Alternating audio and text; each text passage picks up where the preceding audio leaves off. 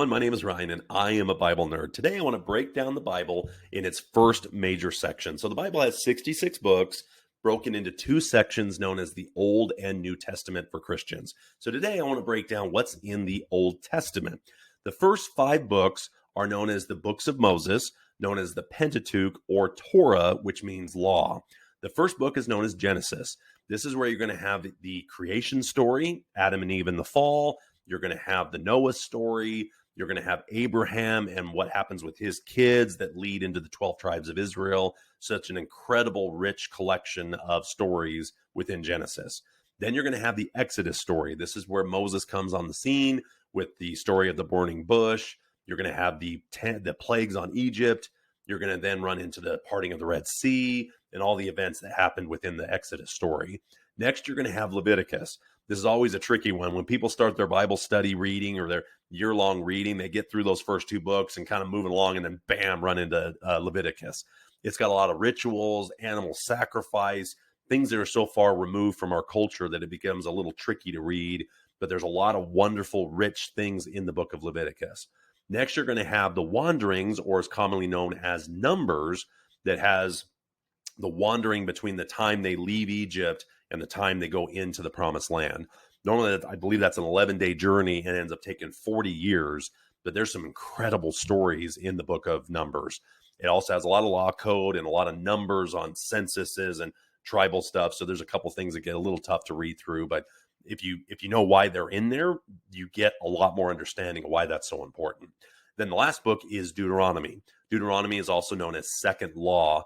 This is a recap of the other 4 books. There's a little eulogy with Moses, really beautiful stuff in the book of Deuteronomy.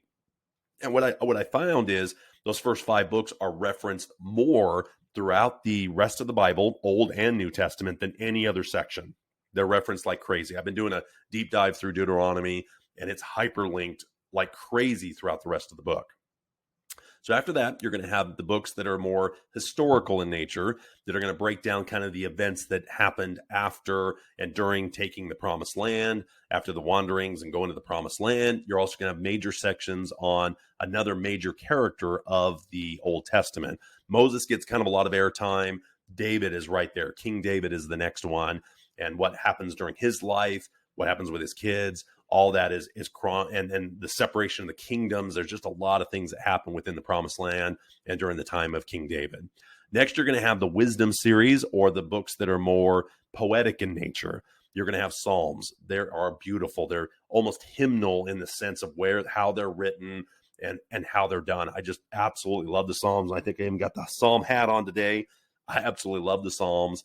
I'm always referencing Proverbs, always trying to find the wisdom that is behind those particular books.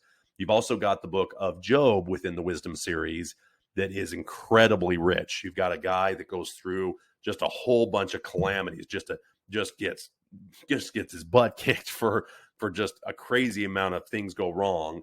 His friends come to console him for a few days. They don't say anything for a few days. Then all of a sudden they start kind of going back and forth between Job and his friends on why all this has happened. Like he must have sinned against God or nature or some hidden sin. And they kind of go back and forth on why all this stuff is happening. And it's beautiful. It's chapter after chapter of what's going on.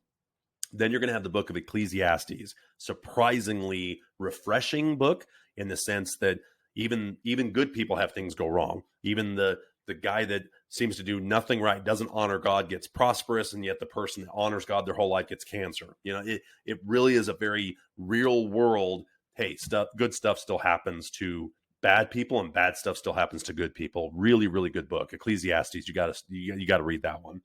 Then you also have the Proverbs, which we mentioned. Then you also have Song of Psalms, Song of Songs. It is in the book there as well.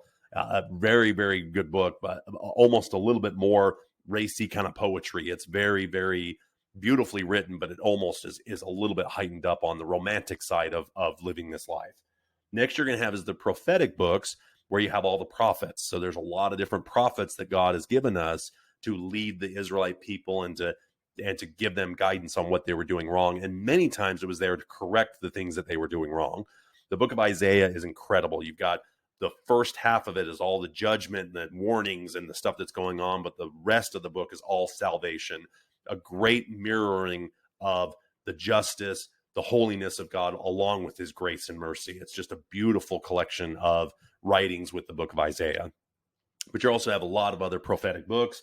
You've got Jeremiah in there. You've got Ezekiel. You've got the story of Daniel.